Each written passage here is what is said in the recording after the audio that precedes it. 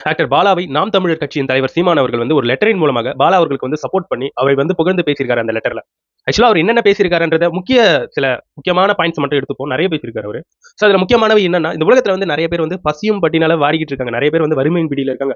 So அவங்களுக்கெல்லாம் help பண்றது ஒரு சிலர் மட்டும்தான். ஸோ அது போன்ற நபர்களை வந்து நீங்க வந்து ஊக்கப்படுத்தலையானாலும் பரவாயில்ல, அவங்கள வந்து தூற்றி பேசாதீங்க அப்படிங்கிற ஒரு விஷயத்தை வந்து சொல்லியிருக்காரு. அதே சமயத்துல வந்து பாலா அவர்கள் மேல இருக்கக்கூடிய பொறாமையால அவரை மேல நெகட்டிவ் வந்து ஸ்ப்ரெட் பண்ணாதீங்க. ஒரு நல்லது செய்யக்கூடிய மனிதர் மேல நெகட்டிவ் ஸ்ப்ரெட் பண்ணாதீங்க. அதே சமயத்துல பாலா அவர்களை வந்து நீங்க வந்து சர்வதேச கைக்கூலி அப்படின்னு சொல்லிட்டு இருக்கீங்க. அதற்கான ஆதாரம் எங்க? நம்மளுடைய நாட்டுல உளவுத்துறை, பாதுகாப்புத்துறை அப்படின்ட்டு கவர்மெண்ட் சார்பாக இருக்கக்கூடிய இத்தனை துறைகள் இருக்கு. இவங்கலாம் இதெல்லாம் பார்த்துக்கிட்டு சும்மாவா இருப்பாங்க? பாலா அவர்கள் வந்து சர்வதேச கைக்கூலியாக இருந்தா. சோ இதெல்லாம் ஒரு ஆதாரமற்ற ஒரு பொய். ஆதாரம் காட்டுங்க அப்படிங்கிற ஒரு உண்மையை வந்து அவர் வந்து வெளிப்படுத்தியிருக்காரு சீமான் அவர்கள். இவ்வளவு பேசுறீங்க நீங்க சர்வதேச கைக்கூலி அப்படின்ட்டு எதையோ சொல்றீங்க. சோ இவ்வளவு விமர்சனங்களையும் அரசியல் தலைவர்கள் மேல வந்து வைப்பீங்களா? அதே சமயத்துல பாலா மேல வந்து இவ்வளவு விமர்சனங்களை வைக்கக்கூடிய நீங்க என்ன ஹெல்ப் பண்ணிருக்கீங்க அடுத்தவங்களுக்கு? இந்த மாதிரியான விஷயங்களை கண்டு நீங்க வந்து அஞ்ச வேண்டாம்.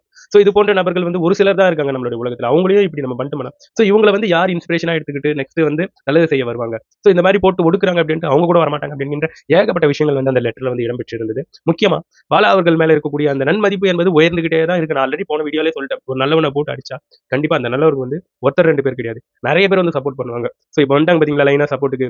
சோ அவங்கள வந்து நல்லவங்கள வந்து போட்டு ஒடுக்குறோம், அவங்கள போட்டு தாக்குறோம்ட்டு நீங்க அசிங்கப்படாதீங்க அப்படின்ற மாதிரி தான் அந்த நெகட்டிவ் ஸ்ப்ரெட் பண்ணக்கூடிய அந்த பீப்புள்ஸ்க்கு வந்து நான் சொல்லுவேன்.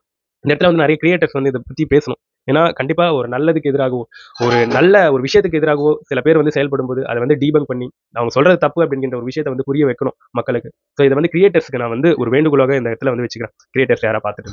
இனிமே நண்பர்களே உங்களுடைய கமெண்ட்ஸ் என்னுடைய கமெண்ட் செக்ஷன்ல பதிவு பண்ணிட்டு போயிடுங்க.